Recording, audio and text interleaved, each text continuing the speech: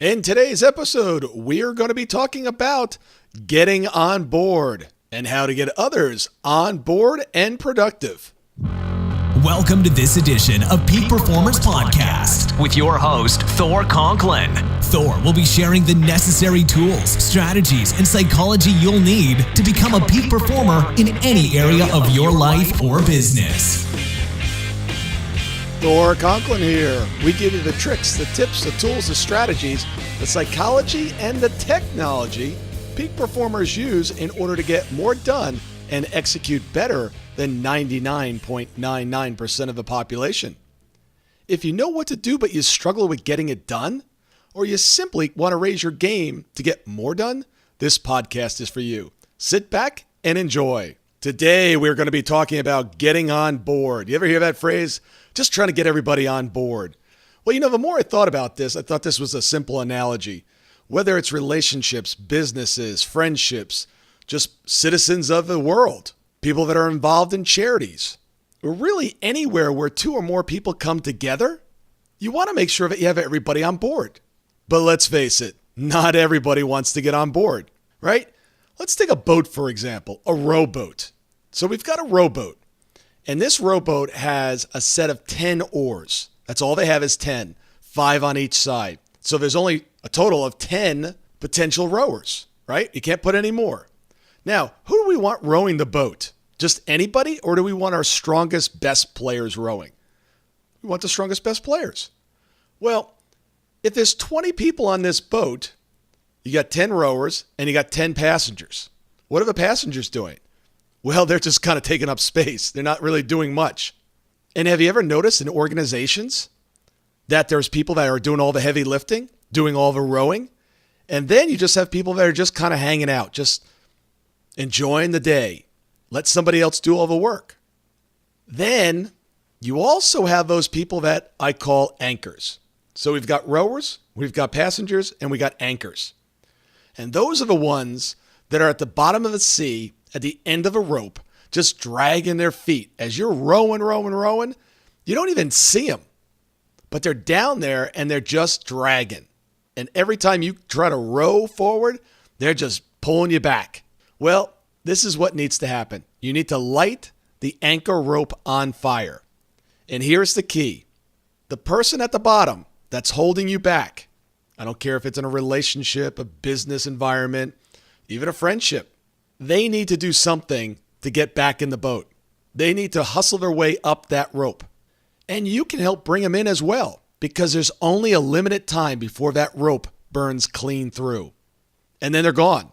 And you want to have a time frame on this, because otherwise they will continue to just drag you down.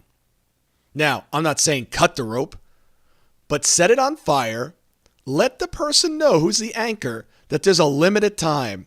And you can't do all the pulling. You can't pull them up and bring them into the boat all by yourself. They have to be a willing participant. And many times you can turn someone around and you can get them to be a productive member of the staff or the relationship or the group. But if time runs out, the rope burns through, and you sever that relationship for good. Now, what are we trying to do with the passengers?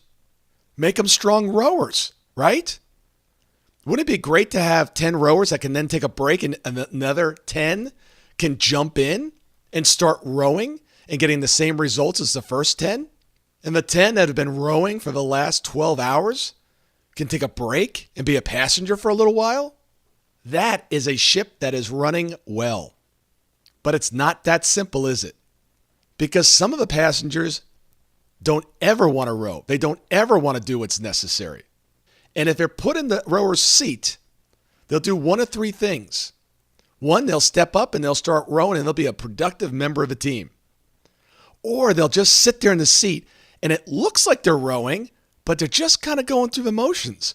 They're not pulling with their back. They're not putting in the effort. Have you ever been in a relationship like this where you're doing all the effort, you're doing all the pulling, and the other person's just kind of going along for the ride? Have you ever been in a company like this? Sure. The other rower is they get into that seat, and now when everyone's rowing, they're actually dragging their oar in the water when no one's looking. It looks like they're rowing. They may be grunting and moaning and putting in the effort, but behind the scenes, what they're doing is they're dragging that oar, and the boat's going a little to the left and a little to the right. And no one can understand, why aren't we making as good a time as we should be? Because you've got a member of your team that's dragging their feet, dragging their oar. When you find someone like this, you need to bring it out into the light of day. Give them the time, the tools necessary to become a productive rower. And if they're not, guess what? You throw them overboard. That's right. Because maybe there's another ship, another friendship, another business that's coming by that could use a B player or a C player. You just have to make the choice whether your boat is going to be filled with B and C players, or you're always going to strive to only have the best. The best relationships, the best businesses, the best teams have great players. They take care of each other. They nurture each other. They train each other. They give them time to regroup and rest. But then they drive hard and they drive forward as a team. So my question to you, question of the day, who's on your team? Who's in your life right now that is simply a passenger, an anchor, or it looks like a rower, but they're really dragging their feet, dragging that oar, or just going through the motions? If you want that world-class relationship or business, you don't have any room for these people. So what are you going to do? Call to action. Identify these people and set up a plan with a time frame in order to get them into a productive role. Train them, nurture them, help them. And then, if they're not willing or don't want to, or simply is not within their character to become the team member, the girlfriend, the boyfriend that you need, want, and desire, give them a life preserver and wish them well. Thank you for listening today. If you've not already subscribed to the show, please go to iTunes, subscribe, download all the shows, leave us a rating and a review in iTunes. Please share this episode with fellow boat owners that may have rowers that are not helping them with their cause. Follow us on Facebook and Twitter at Thor Conklin. The website is thorconklin.com, and the email is info@thorconklin. Remember, these episodes are designed to be listening while you are running, walking, working out, rowing your boat, or doing anything that you can do at the same time. They are between 15 and 35 minutes in length. Decide to be a peak rower today, and in all you do. And until tomorrow, may the seas be calm and the winds at your back. Have an amazing night.